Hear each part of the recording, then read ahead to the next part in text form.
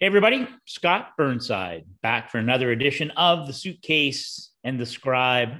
You know what, Mike? I love the name of that podcast, and that's all you. So I feel we're well into it now. When did we start? October? I think so. Yeah. Well, I just started the year. Yeah. You know what's funny is I have a hard time naming things, like trying to be creative and think of something that hasn't been used before. And I can't remember I think I went on a bike ride that day trying to figure something out because we've been tasked by Frank Saravalli to find a name for the podcast. And I'm just like, man, like there's so many just generic ones about the crease and the blue lines and stuff. And, I think I was,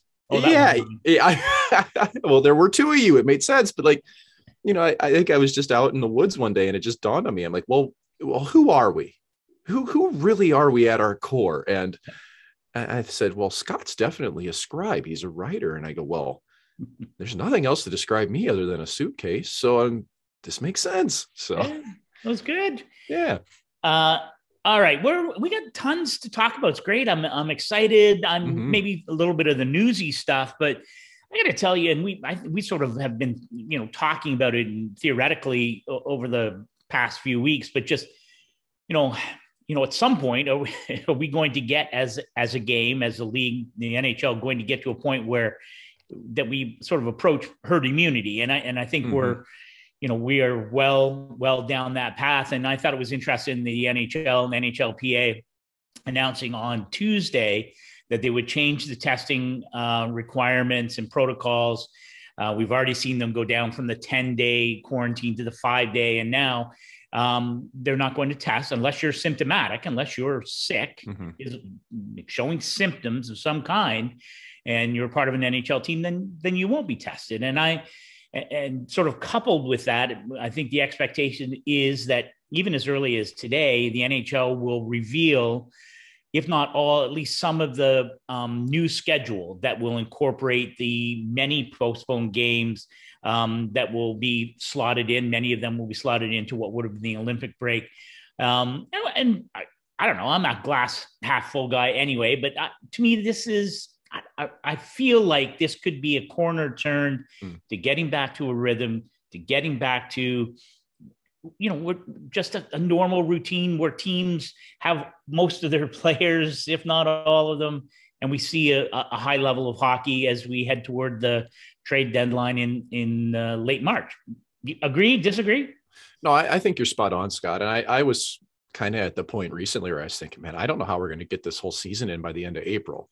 Yeah. This is a turning point because you needed to have some changes in the protocol to be able to keep players on the ice, and the frustration of so many players that had tested asymptomatic. And, my own experience with this is kind of seeing the, college team that I coach at St. Lawrence, and talking to the goalies that I'm helping there. It's like, how many asymptomatic versus symptomatic cases you had? And it's been largely asymptomatic. And it's so frustrating for these players. And it's the same way in the NHL. They just want to play. And this is the point where you almost think, is this kind of a microcosm of what society could have in general? Realistically, if everybody was vaccinated and this is what you're seeing, like this is a group of people that completely is that a small percentage are seeing some symptoms. And when we're trying to get games played, when you're trying to keep players on the ice, Carter Hart said it the other day, this is a joke. What are we doing? Like, we're just going to keep, filling in rosters and struggling to get players on the ice. And this is that step in the direction of, hey, like, we're ready to deal with this. We're ready to confront this as it is. Yeah. And we're ready to play some hockey. Yeah. And I think that, like you said, I'm not sure. Maybe herd immunity may not be the right word to use this, but what you mean by that is that, hey, like 2/3 of the league has had COVID and they don't have to test for 90 days. Yeah. And now you've got only symptomatic players. And if that's a half or a third of who's testing positive as is, like, we're getting down to a pretty minuscule number of players that won't be in the lineup, Scott. And that is, in my eyes, that's a good thing for the NHL. And I think it's a good thing for the general public to see what could be attained if we wanted it to. Yeah. No, totally agree. And I think it's important, again, and I totally understand the NHL trying to wait as long as possible to have Canadian teams, and you hope that again, sort of the ripple effect, and there's always some elasticity to it. It takes a little time, but hopefully in Canadian markets where they will allow some, if not all, fans at some point to go back into their buildings. I mean, the economics of this are very real. So, it's stark. It's not an overnight thing, but I don't know. I feel optimistic about it. So I do too. I mean, you look at the building in Ottawa last night and it's just the empty stands, and you're just thinking, this looks like a preseason game at a neutral site with nobody there. Like, it just isn't right at this point. You're watching all the teams in America do whatever they want, for the most part. And here's Canada. And of course there are cross-border restrictions still. There will still be testing required of that. And I think, Scott, there was always the worry of some competitive disadvantage for the Canadian teams. But I mean, if they would lose players to testing, with the border, but like at this point, you can't cater to 7 clubs when you got to play some hockey, and that's not fair. But again, like I've said this before, what's fair? Cotton candy. It's what you get at the fair. You got to power through things. So, there was, I think, house cleaning wise, man, I think it's a good thing for the NHL, and especially with the couple of weeks leading up to All-Star before these kick in. Yep. We're really going to get to that point where we got clear runway for some great hockey down the stretch, man. Like, we should see the end of the season finish in playoffs with, I think largely pretty full rosters, fingers crossed, right? But we got to get to All-Star first, Scott. We've got to get there first. I'm looking forward to All-Star, because we're going to be there. We'll be there together. I have no idea what the access will be like. I have no idea. We're going to do some shows. We're going to do we're going to do a bunch of stuff. I can't wait. Well, I would ask you, talking about that access, I'm this is topic du jour and something that is right up your wheelhouse. And the incident yesterday between Hall of Fame reporter Jim Matheson in the Edmonton area and Leon Draisaitl. Yes. And you had a great piece it's going to be up at Daily Faceoff talking about the dynamic between reporter and player. And, there's a little bit in there that'll tease it. You talk about Tyler Seguin and how you guys had something of a adversarial exchange and it all got smoothed out right away. Yeah. And it never became public light because it wasn't through Zoom. Right. And I tell you what, player side of me, I hated that interaction, because I thought Jim was incredibly condescending and name calling to a player. Yeah. But I also think that, I thought Leon handled it well, but Leon also poked him a little bit by saying, everything, which it was a little give and take. That Scott, like, do you have a different feeling, I think, on these things and how they would actually take place in person, face to face, rather than via Zoom and people sitting at tables? Is that right? Well, and it just, and it's not that, this is not earth shattering news, but when you don't get an opportunity to have a conversation in a workplace, and the dressing room, the locker room, even if you do your interviews in a media room adjacent to the room, that's the workplace. And in some places, it's the workplace for coaches and GMs and players, and certainly the workplace for reporters. If you don't have an opportunity to have a conversation, like like if you and I were in the same room, we were having this conversation, we'd be saying the same things. But if something is difficult to address, and listen, the Oilers stink. They remain, for me, one of the stories of this season. How is this happening? 2 of the best players in the world, off to I think 16-5 start. This team is now out of the playoff picture right now. Yeah, by a decent amount, by the way. By a decent, they are just hanging. Morning was like, oh my God, how did they get down there? No, you can't lose 6 straight twice in a season and think you're going to come roaring back and like win the cup. Like, maybe they do. I don't know, but they're in one, man. They're in one, and they haven't played a lot of games. So I get all that. But I guess my point is, and it's the thing between Jim Matheson, who I've known forever, and he's a Hall of Fame guy. Covered the Oilers, Gretzky, Messier. Mm-hmm. He has seen it all in Edmonton. But now it's like a stage, right? Every kind of interplay. Quite literally, they are on stage. They're on stage, and the voice, Jim Matheson's voice comes out from the ether. Like the Wizard of Oz. Wizard of Oz, pulling the curtain back. We're on the same page. And you know what? I've seen already, I may buy one, but I know there are now T-shirts with the Oiler logo that says pissy under it. Oh. Because that was, Jim asked Leon Draisaitl, why are you so pissy? Well, I think both of them were, right? I mean, it's the world we live in. Yeah. And I'm not here to debate the line of questioning. I'm not here to debate the answers, although I would take the, sort of more of the opposite view, right? Like, I just think, Leon, come on. You're a leader on this team. You don't like the questions. You got to get over that. But anyway, again, that's not the point. The point is, at some point, I hope we go back to a relationship where someone can walk in that room, whether it's Jim Matheson or you or me or whoever else is doing the job that day. And you have to ask a tough question that you can ask it in a way that if Leon or Connor McDavid, they don't like the question, but you could have a discussion about that. Well, sorry, how do I, let me ask it a different way. You mentioned Tyler Seguin, and it's not a great story, but it was at the end of the 17-18 season. Stars had fallen completely out of the playoff picture. They were. I was there.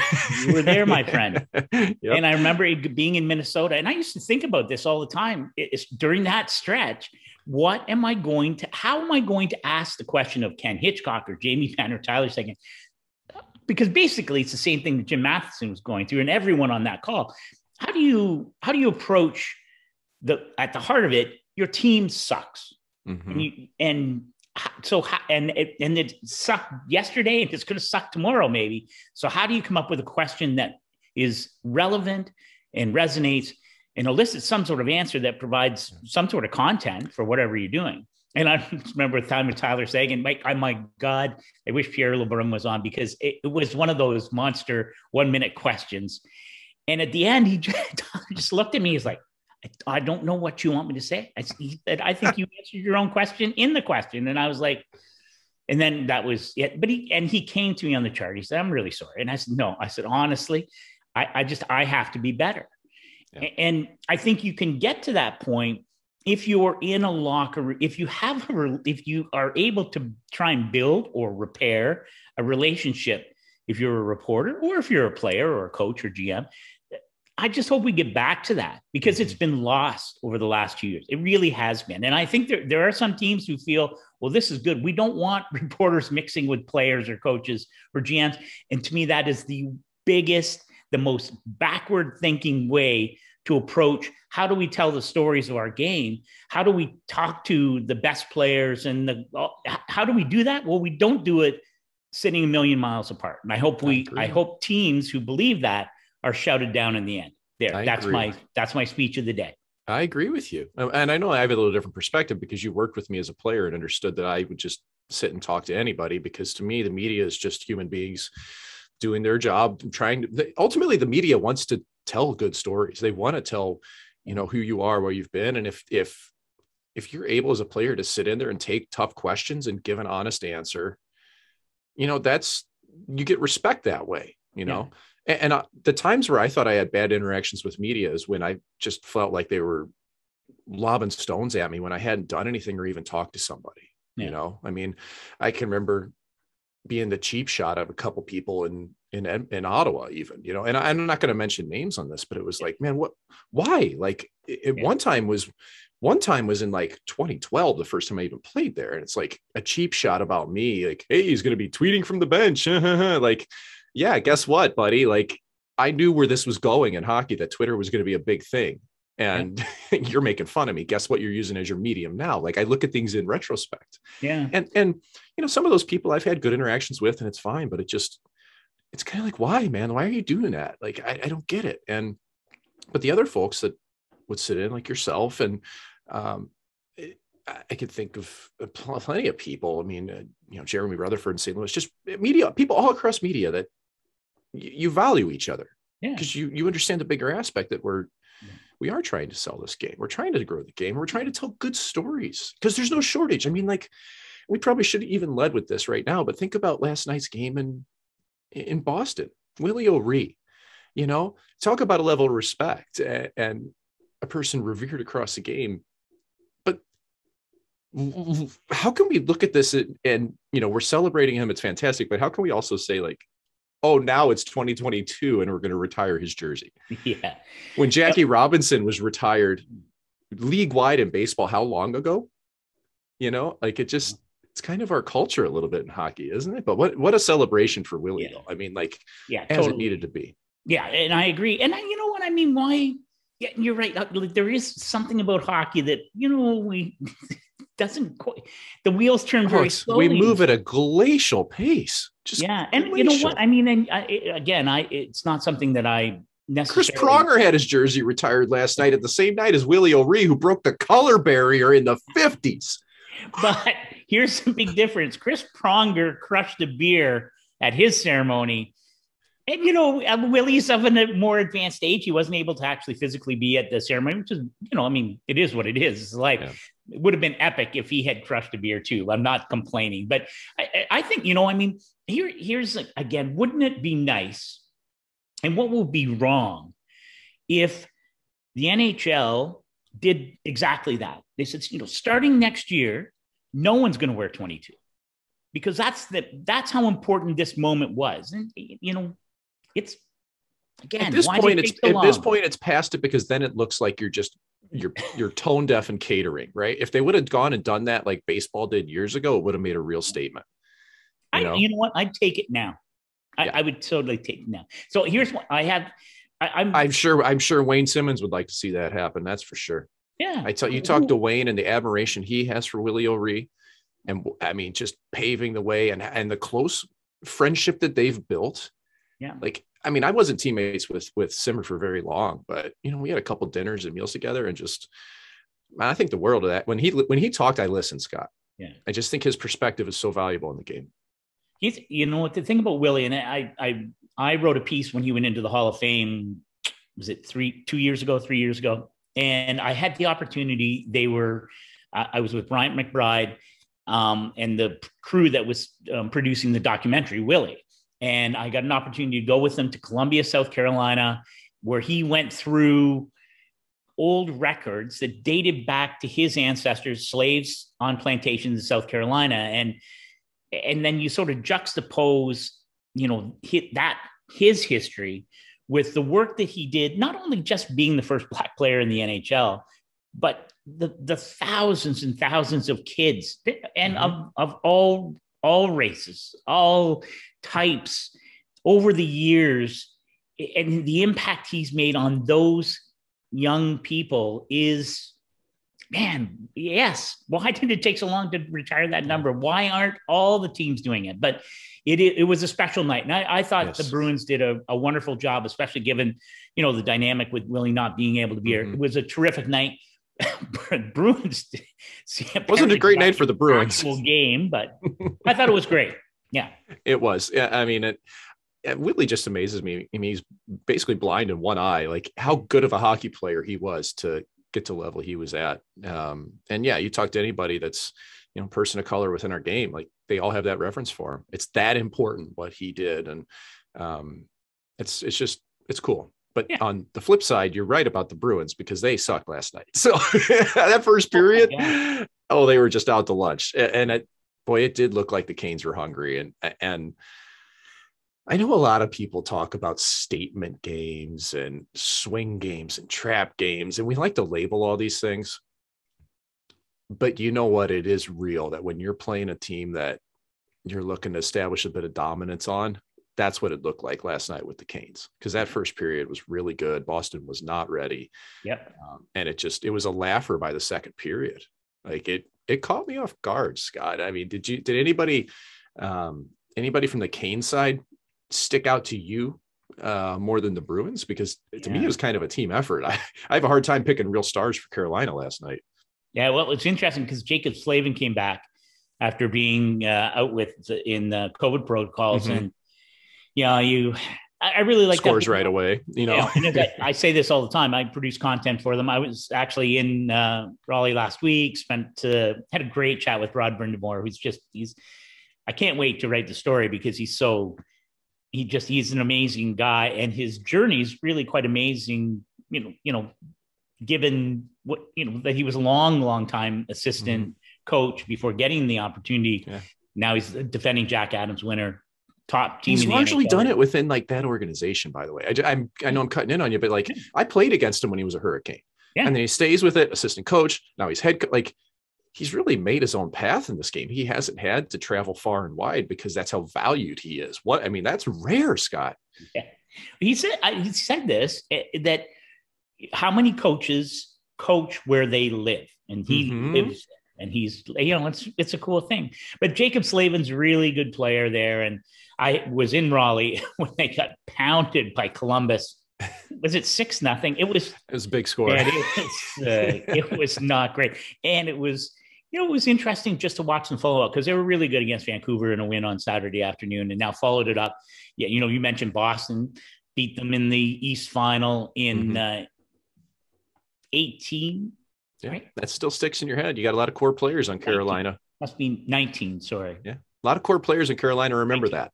Yes. And then lost to them the following year again in after the play-in. They beat the Rangers in the play-in round, and then lost to Boston. Really didn't look good. So, I think, and I look forward to, I think we talked about this. I think the teams in the East are locked up. It's just who finishes where. And I had raised this while I was in Raleigh. I said, to me, what's the good, the wild card matchup? And there's, a lot of ways it could go. Of course, whether it's Tampa, Toronto, or Florida at the top in the Atlantic. But if I'm Carolina, some people said, I hope they don't play the Bruins. To me, it's the opposite. To me, you got to get over that, right? It's like Washington had to get over Pittsburgh before they won their cup in 18. You got to beat that team. And I think Boston might be one of those teams for Carolina. So I'm big on that, where it doesn't really matter who you play, just go beat them. You got to beat everybody to get to the finals. The whole easier path thing, to me, whatever. I did love the Chris Pronger, the jersey retirement that included the beer chugging, which I don't know. I just found that was terrific. And it was interesting because the Blues started that game in some ways a little bit like how the Bruins started against Carolina. And, I don't know, whatever the emotional drain is, but came back to win that game. And I thought we've talked about the Blues, but I thought that was an impressive win for them. And I'm a big Chris Pronger fan. Did you cross paths? I mean, you guys are in St. Louis. Do you have Pronger stuff? Not a lot. We've been in a presence of each other many times. We've had a couple, we've said hi in words occasionally. One of his goaltenders dabbled as being a goaltender for a bit. So there was some crossover there, but largely it's just kind of alumni things that I've been around. But the firsthand experience was me as a kid being a Blues fan and just watching him come from Hartford, where everybody hated him in St. Louis when he showed up. Yeah. And he's documented this, how hard it was when he first got to St. Louis. Yeah. He was traded for Brendan Shanahan to the Hartford Whalers. And Shanahan was as big a player in St. Louis as you get. Hull, Shanahan, beloved player. Brendan Shanahan broke his ankle and skated off the ice, and that's forever ingrained in the memory of St. Louis Blues hockey fans. Yeah. And, Pronger comes in and the word on him was, oh yeah, why are we getting this guy? And he was like 20 years old at the time.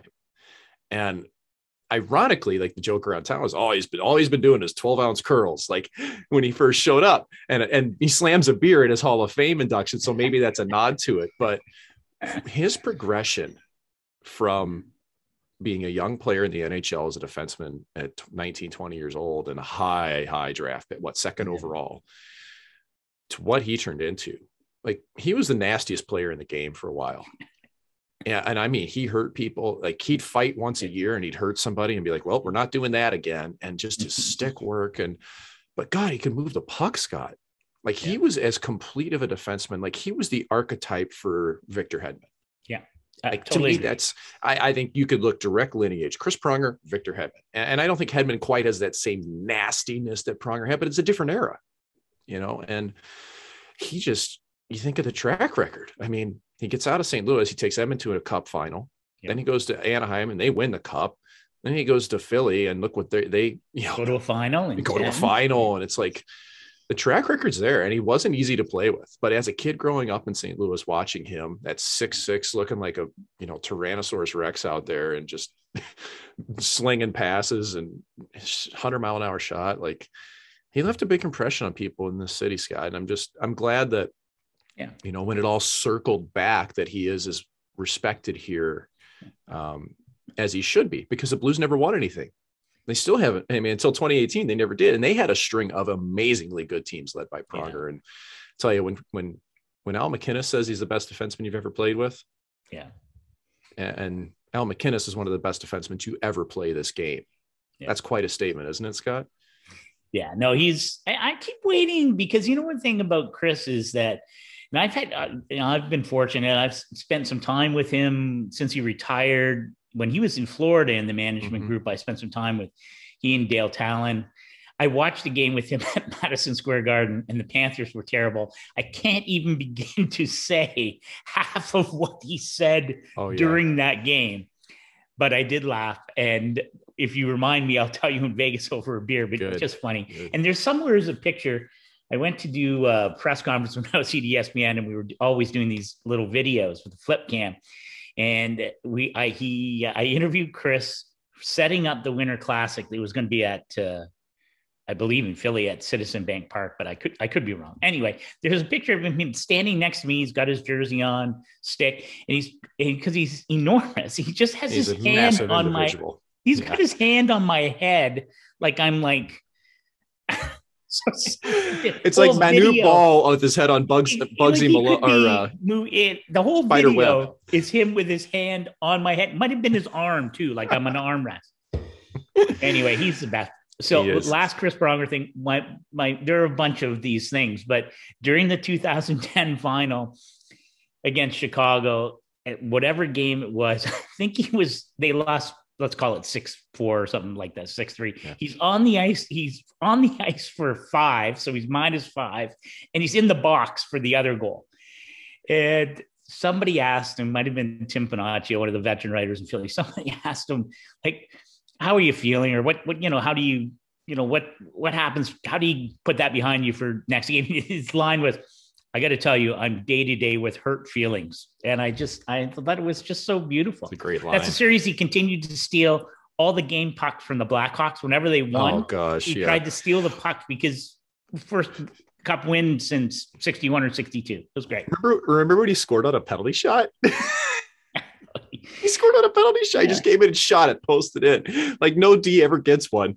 And here comes Chris Pronger, who the goalie absolutely knows he's not going to make a move. And he just comes and shoots and scores off the pipe. And I remember his reaction was, hands in the air, just smiling. Cause it was like, sorry, everybody, too good for this. Yeah.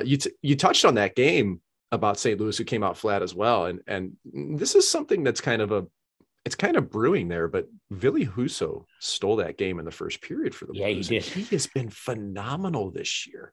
Missed a bit of time with injury. I just wonder if he doesn't start to get a few more if he doesn't get more starts in the future. With to me, I think Binnington, it's been tough for Binnington because the Blues have still been loose defensively a lot this year. Mm-hmm. And Binnington's had some great periods here and there, but lately he hasn't put together many 60 minutes. Yeah. And it's almost like he's kind of he's just finding his way. Like he's lost a bit of confidence and his movements don't look as crisp. Like I wonder if he's questioning things. Well, Husso doesn't have any pressure. You know, it looks like Binnington's feeling pressure and Husso's not. And this is me projecting, but I just wonder if during this next month or so, or a couple weeks, if Husso doesn't get more starts, let Binnington regroup, because I completely trust Binnington. Honestly, you get to playoffs, give me Binnington all day long, but it feels like, hey, he needs a bit more. And league-wide, Scott, we're seeing this. Like, there are so many good goalies in the league right now. I can't even predict, who's going to take the ball and run with it sometimes. Well, I mean, it is a fascinating dynamic because you're right. I mean, actually, Craig Berube was asked about it recently, because the number of games over the last month where he's allowed 4 more goals is high. And it's, and you're right. Ville Husso, he was a guy that Binnington leapfrogged in their cup here, right? I mean, the Husso was, I think Husso's rookie season was questionable last year. There were big question marks. Yeah. And he has responded. It's again, good problem to have if you're Craig Berube. And again, in that Central Division, it's, Blues are a playoff team. Colorado's a playoff team. I think Nashville's a playoff team, although, again, they got beat by Vancouver last night. So, we'll see on that. But like, to me, the Blue and Minnesota's a playoff team, I think. So, I think it's interesting that Husso may get a little bit more leash, and not because you don't trust Binnington, but I assume if you're Doug Armstrong, GM, and Craig Berube, the head coach, that at some point you must be thinking, we have to make sure we have a plan B come playoff time. Or, I don't know. Do you think people like, is that how people would think? I would think that way. Well, I maybe not as much of a plan B. It's just, I think you just got to make sure that Binnington's not being ridden too hard going into playoffs. And I worry about this with Nashville with Saros. Honestly, I love to play, Scott. I wanted to play every single game, and every goalie's going to tell you the same thing. Yeah. But it's a tough position for David Rittich right now in Nashville. Like, he played last night against Vancouver, and he was really good early on. One or two that were kind of squeakers that to me looked like somebody who just hadn't played in a while. Yeah. Right. And it's so hard to come and perform like that. And because I thought Rittich was really good last night for a lot of the game. Yeah. But Demko was fantastic. Yeah. And that's, I just wonder about that with Nashville. It's like, man, because one, you want to have Rittich capable of playing. Like, if you lose Saros to injury, COVID, whatever, like, you do need your other goalie to play. So I always question that with teams. And I think, for St. Louis, it's a position of strength right now. Minnesota's seeing something simpler where Kakkonen has played really well recently. He's won game. I mean, Cam Talbot hasn't won the game since December 9th. So, they've got both goalies in the mix there as well. So goalie stuff, Scott, go all day. You know how that works with me. There's plenty to talk about with it. I know we're going to talk about Kent Hughes in a second, but I want to ask this because as we get March 21st trade deadline, it's still a long ways away. So, but a team like Edmonton, for instance, that still can't find a lot of answers. I just listened to Leon Draisaitl. Everything's wrong, but certainly the goaltending, remains cataclysmic there. But I think people would just trade, get Marc-Andre Fleury or get Linus Ullmark, or it's not that simple. Right. And so I want to ask you, why do you think that there are really, it happens very rarely that a number one goalie gets dealt mid-season, let's call it the trade deadline. And we're in pre-deadline mode now. Why is that adjustment so difficult? And I swear I'm going to end this question, but I always think back to our good friend Ryan Miller, guest on Suitcase and the Scribe early in the season, and one of the greatest American goalies of all time. The year he came from Buffalo to St. Louis, and I remember writing a story for ESPN. I was like, "This Ryan Miller, is." Maybe I didn't say is, but could be the final piece, that Stanley Cup puzzle in St. Louis. Like, that was how good he was. And it just looked like it was going to be great. It wasn't really great. I think they were lost to Chicago in the first round, but it just takes time, doesn't it? It takes time to integrate. My experience with this was getting traded midway through a season to try to be the playoff goalie for the Syracuse Crunch in the American Hockey League, the Tampa Bay affiliate. And Julien Brisebois picked me up for that reason. And I mean, he came in and said, you know what, we've got goalies, but we think we can win with you. And I was like, wow, vote of confidence here. And it still took me a while. And I remember getting off the bus after a game in Binghamton, and Julien comes up to me and he's like, I know this isn't easy, but sometimes you got to fake it till you make it. And if you're not feeling it, just fake it. But he was right, man. Like, I put a lot of pressure on myself, and it was hard to acclimate. But I think the hardest thing is just getting to know what's going on in front of you and learning tendencies and what to expect. It's why the season's so chaotic at the start of the year, is that teams aren't well oiled. Like, their systems are out of whack. And you get a goalie who, especially Ryan Miller or anybody that's been in an organization for a long time, like, if you're the starting goalie, that system has been either catered to you, or at least you've been in it long enough to know exactly what to expect. Right. And subtle differences, players, like, if you haven't played with them all season, you're learning on the fly. And if you don't get into a rhythm in those first 2 weeks, it is really difficult. And that's why you see homegrown goalies who win Stanley Cups. Nobody's traded for a goalie to win a Stanley Cup in forever. Like, I can't remember the last time somebody made a midseason trade for a goalie and it paid off to win a cup. It's just, killing penalties, systems, everything, man. It's really hard to adjust. I would think back, and I think back to Dwayne Rollison, who went from the Islanders to Edmonton. That was the last big bump. But and the interesting thing that I only remember this because I was at the Winter Classic in Washington, I want to say, when that trade happened. And so you're like, it's January. So, you give yourself a longer runway to do it, but you're right.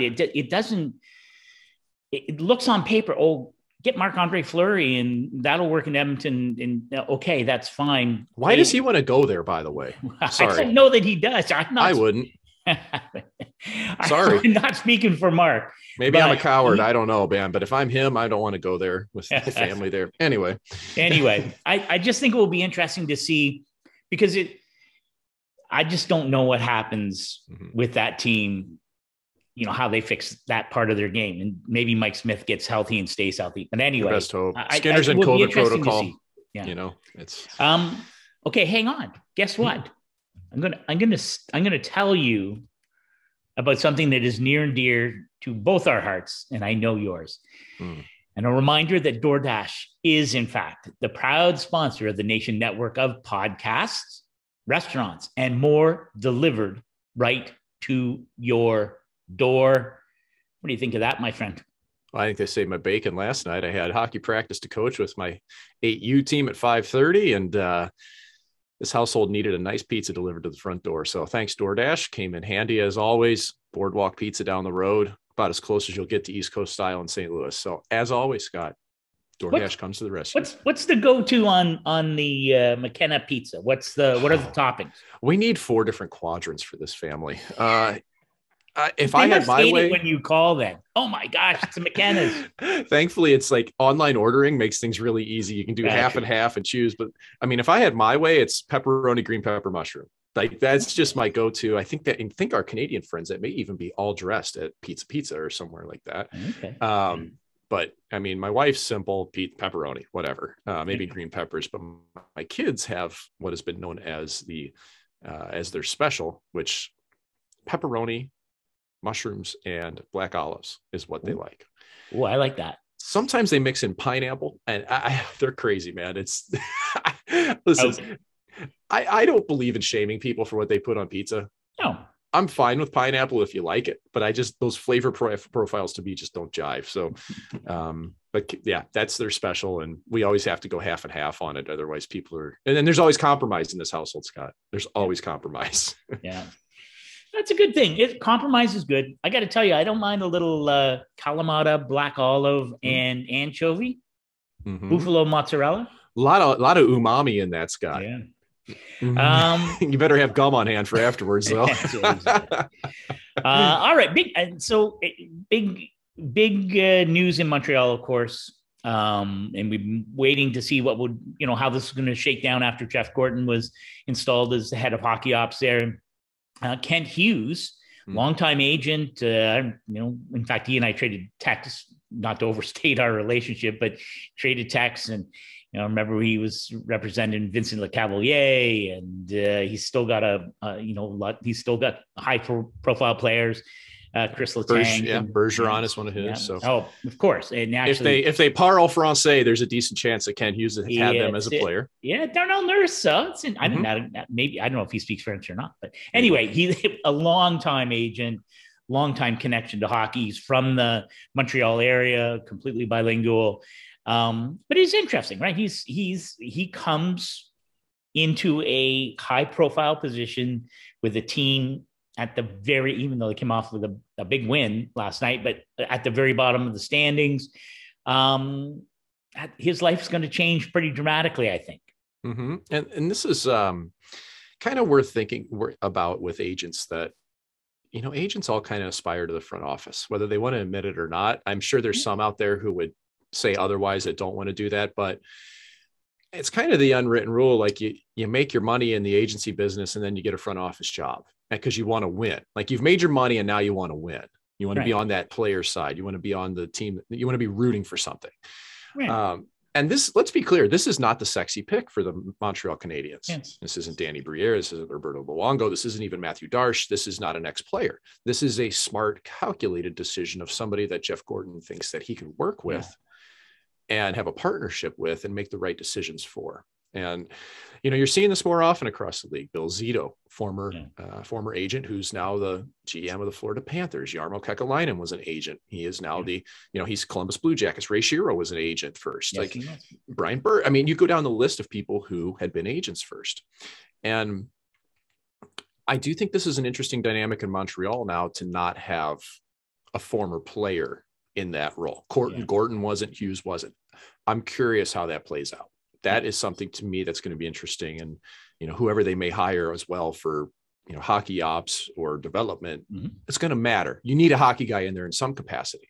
Yeah. But, you know, I think I've had good experiences with former agents as GMs. I think they understand the negotiation side of things. I think sometimes they're more even keeled than an ex-player. You know, they don't have the emotional factor as much. They've been able to delineate those things. And that's kind of what I'm curious about from your side, Scott, dealing with general managers who have been a player versus a general manager who's strictly been an agent or outside of hockey. Like, do you see a difference in the interactions or maybe their temperament and how they handle things?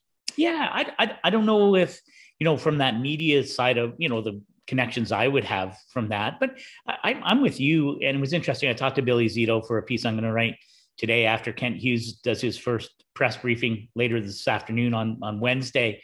And just, you know, the idea that if you're an agent who approaches it this way and maybe, you know, thinks about an executive job at some point, you can use your insight, you know, via your clients into a whole host of organizations. Like, and we just think of the players that we mentioned. You know, what does Kent Hughes know about how the Boston Bruins do business? Well, a lot. What does he know about how the Edmonton Oilers do business? Well, a lot. Just got a huge deal for Darnell Nurse, but all those things and how, and not just how they negotiate, but maybe you've got a player in the minors or coming up through the system, a draft pick. How do they develop? How do they teach their players? How do they support them when things are going wrong? Those are things you can have gleaned if you are of that mind. And Billy Zito knows Ken Hughes enough to say that I believe Ken Hughes is one of those people that you come, even though you aren't a player and you aren't you haven't come up maybe through the normal pipeline, that you still bring a vast amount of knowledge to that table that should benefit you in what is a monumental job there. That's a bad team. It's a bad team. And there's a lot of work. And I just think it's interesting. And they don't have a lot of assets to really move out. I mean, Ben Sherratt's going to get him something at the deadline. But aside from that, like, they're going to have to move core pieces if they want to get anything in return, because if they go to a complete rebuild, I don't know if that's even acceptable in that market. Like, they're going to have to try to keep playing while they have some pieces, you know, like you got Suzuki tied up long-term and big deal. Like, there's a lot going on there for Hughes. But I think that point is so prescient about how you get insight into these different organizations as an agent. And I think that, frankly, myself, I've been paid by 15 NHL organizations. Like, I can tell you about organizations from the inside, what they're like, and half the league, you know, and there's value in that when you get people that want to do these jobs. And not every player, like, imagine you're a player who will spend your entire career in one city. And you don't know anything else. Like, I haven't had a chance to pick his brain on this, but I really would love to sit down one-on-one with Marty Brodeur and just ask, like, what was a culture shock like when you got out of Jersey and went to St. Louis? Like, I can't process what that difference would be like. You know, it's so different. And I did it so many times, it was just second nature. And tell you what, though, Scott, I knew a good and a bad organization the moment I walked right in the door for training camp. It was really obvious. Well, so I want to ask you, because I've talked to, you know, former players all the time. Sorry. A door may open or a call may come. And if you don't want to answer, you can choose not to. But have you thought about whether you'd like to work for a team. Have you had opportunities? Does that appeal to you? And especially when I think you're right, I think we see at least the progressive teams who are willing to say, it doesn't have to check 5, specific boxes for us to interview or to consider a person, a man or a woman. What about Mike McKenna? Yeah, it interests me 100%. It'd have to be the right scenario, like anything in life. And I mean, have I had conversations with people that seem to be kind of gauging interest in what I may like to do? Absolutely. But has anybody ever said, hey, what do you think? Would you like to do this? No, that hasn't happened. But I think a lot of it for Scott, really in my shoes, is that I'm still kind of the goalie guy, and that expectation was, I thought you'd be a great goalie coach. Like I've heard that so many times. I'm like, you know what? I am. I can tell you right now, I can have if there's anything in life that I'm confident about. Okay. I have incompetency issues in everything in life, man. I never think I'm good enough, but if there's anything I'm confident in, it's goaltending. Yeah. And like being a goalie coach, I knew I had to go to the American League and make no money as a development guy. And like, I wasn't ready to do that for a hope of an NHL job to make not great money and get fired someday. Right. Exactly. But I'm also at the stage where I'm like, why am I even doing this to myself? Somebody like, if I walked in and gave a great presentation and showed them what I knew about this position, I think I could get an NHL job. Like maybe that's my hubris, but like, I don't see the value for me in being a goalie coach where I want to be in life and what I aspire to want to do, because it pigeonholes everything. And it's, I don't know what I'd love to do management, because I think it's, again, I have such perspective of working with so many teams and knowing them inside and out, and knowing what makes players think that a GM is shitty, or what makes the GM somebody they want to play for, or a coach that they want to play for. And that's the value of going up and down between organizations and being a tweener, a guy like Matthew Darsh that's seen all these sides of it, because the players that get left out are the players that were like me, that were bubble guys that they don't give a shit about, really.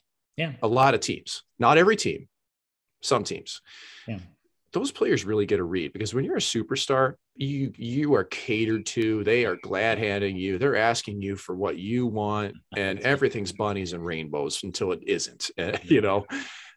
So that was a really long answer, Scott. I apologize. No, I think it's interesting. I'm very intrigued by it. I'll put it that way. But it's again, like, until somebody comes to me, or unless I actually start pursuing these things myself, I really like doing this media gig, because I get to talk about it. Here's the deal, though. You get a job somewhere. You got to have a clause in there that you got to still do the podcast. So absolutely, that's all. And I'm happy to act as a resource, or a that would be progressive, right? Yeah, exactly. That's it, exactly. So, all right, we're getting near the end here. What else? I know you sent me a note this morning. You said, let's talk about that shootout, the Philly Islander game. I was watching the Canes, and I was watching some of the Predators game. I went back and watched the 3-minute game highlight on NHL.com. I'll give them a good plug. It's all those are all 5 minutes anyway. Yeah. And they show maybe just the Wahlstrom game winner, maybe another one. I can't even remember, but I was like, why on earth? But then I had to go back and look. There was 9 rounds. So I'm okay with that now, but there you go. I think coaches are monumentally uneducated in shootouts and who they send. I'm going to send my best player. I'm going to send a guy who's having a great game. I hear these things all the time, and it's like, do you not pay attention to what players do after the game? You may have a 4th line guy who's got 2 tricks in the bag that are just unstoppable. Yeah. Why would you not send them? I mean, I think of, UC Jokinen was the shootout specialist when it first came in for Dallas. Nobody could stop him. He had 2 moves that are interchangeable in how he approached, and he kept beating goalies left and right. And he got Dallas a lot of points. That's it. And I think coaches should be practicing shootouts, and you should be looking at who your horses are, because these are points. I don't care if this is a skills comp, they're points. Yeah. And just seeing guys come in and just shoot the puck, come on, make them move, I would always, as a goalie, have teammates come up to me and say, what should I do on this goalie? And I go, do your best move. Forget the goalie. But he catches with the other hand. I go, doesn't matter. Do your best move, man. You should have 2 moves, and they should be interchangeable. And if you see that you don't feel comfortable with it, adjust on the fly and go. 18. It was 9 rounds last night before somebody scored. 9 rounds in the shootout before someone scored. And man, I had one of these in the ECHL that went the same distance. It was against me. It was me against Steve Silverthorne of the Idaho Steelheads, and I'm with the Las Vegas Wranglers when I was my first year pro. And it was like, this may never end, Scott. I thought we were going to go back. I thought Merrick Malik was going to come on the ice and go between his legs. Remember that one in Tampa when he was playing for Olaf Kolzig? Was it? Yeah. Was he with the Rangers? I think on Olaf Kolzig. I think it was. It's funny. I'm just while we're doing this, I'm just looking at the shootout record. Like there's New Jersey at 1-4. To your point, 1-4 in the shootout, and again, I don't. Will it cost them a playoff spot? Probably not. But if you win 3 of those games, there's 6 more points. Or it's not 6 more points. It's 3 more points. But it's to your point. If you're, if you practice it, you're good at. Colorado's 3-0. Okay, there you go. No surprise there. So yeah, you got to look at your players. Got to look at your players. Yeah. Yeah. So that's one thing. I think I just thought it was awesome to see. I mean, those both goaltenders were fantastic in the shootout, and Varlamov and Hart were really good. That was fun to watch. And the only thing else that's sticking in my mind is just All-Star. I know we touched on it briefly, but all the talk about, we need the best players there and players that have been left off the list. And it's all right, because it shouldn't be a participation game like McKinnon said. But what's funny to me is it's like, man, you're on Colorado and you got all these sick players around you. It's like, what if you were the only guy on your team? Like, what if you didn't have any supporting cast? Maybe you'd look at this a little bit differently. Was it absolutely ridiculous that Kadri and Stamkos weren't in this game? Yes. Yeah. Bar none. But I have a really hard time saying that we just can leave teams out of the mix, because you still every team has a best player. And I think every team deserves to have their best player honored and sent to the game to represent that city. It's a league. It's not individuals, it's the league. And Scott, I think that's where I'd be okay with them tweaking this to expand the rosters a little bit and make sure not just that every team has enough players, or every team has a player from each team. Right. That really the top players are there, so people don't get left off. And when you cap it at 3 per team or whatever it is, I just, make it a 3-on-3 tournament and expand the rosters, or just do what you need to do to make sure that this bullshit doesn't happen, man. Because how can Kadri and Stamkos not be on that list, right? Like, it's insane to me. And I don't have the best answers for it, but I have a hard time hearing, McKinnon spout off when he's on the best team in the league skill wise, and then you think of like, what a slap in the face to Suzuki's a Canadiens pick, right? Like, basically just saying, you suck, dude. Why are you here? Like, okay. That's what, filter this stuff, right? Yeah. I don't like that. I don't like it, Scott. I've and here's the thing. I will Pierre LeBrun and I used to talk about this, that get people upset. And he would say, don't ever ask me about all-star snubs, because I don't care. Yeah, and a lot of people don't. Nobody even watches the game, but they get so pissed off about the guys that don't make the thing. But here's I understand that the All-Star game has value. It has value to the city hosting it. Mm-hmm. It has value, obviously, to ESPN, who's going to broadcast it. It has value to the players. Like, I remember talking to players, and maybe it was Eric Stahl at St. Louis, which was the last All-Star game they had. And it might have been the last time that you and I sat at the same table. Yeah, there's symbolism to it. Yeah, but he had his kids there, and I remember talking to him about, and he'd been to 2 or 3 before, but it was meaningful for him to be there with his kids, take them on the ice. It was let's not forget that it is meaningful to players on many, many levels. So it's a hard thing to get your head around, because there's a lot of moving parts here. And I'm with you. Have as many people there as you can have, and have as much fun as you can have. And don't ask me about snubs. How about that? I'm pumped for it. I am too. And my one caveat to this is the league's 32 teams now. There's more teams than ever. And it's not like there's 20 teams, and you used to be able to cherry pick enough players off of each team. Yeah. Like, you got to represent a lot of teams here, and it makes it really tough. And that's where, I don't know, think outside the box, whether it's a 3-on-3 tournament, whether we expand and have 4 teams, whatever you have to do. Yeah. Just make sure it happens the right way, so we don't have to hear about this and it all makes sense. That's all. Because I don't like hearing people complain about the All-Star game, like you said.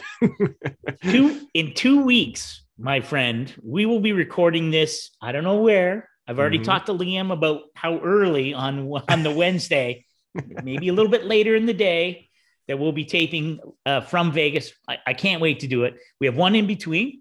See what happens in the next week. But always a pleasure to catch up with you, my friend. And we'll do it again next week. I can't wait. We got lots to look forward to, Scott. Truth.